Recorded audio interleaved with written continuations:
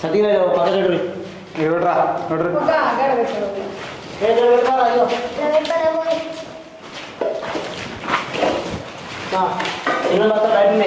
అలా వస్తుంది కష్టం పాలలు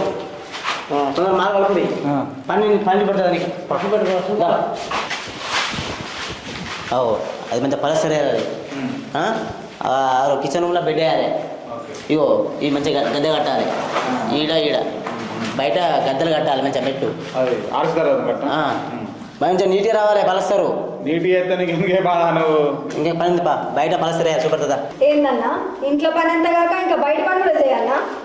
బయట బాగా అనేది పని కొద్దిగా అంతనే ఉంది ఇంకా పలస్తర్ వేయాలి ఇంకా గోడ కట్టాలి అది భీమ్ మొత్తం చూసినావా సలకలతో చూసినావా అది భీమ్ పోయాలి అంతే పని ఒక రోజు అయిపోతుంది అంతే మీరు చేస్తారు మీతో అవుతుంది పని అంతా ఒక రోజు వేసిరా ఒకసారి నీ ముఖం మీరు చూపి తర్వాత ఇంట్లో పోయి అర్థంలో చూసుకో ఒక్క రోజులో పని చేసడానికి మేము మనసులో అనుకుంటానవా లేకపోతే మిషన్లో అనుకుంటానవా వాళ్ళే మాట్లాడతాను ఒక్కో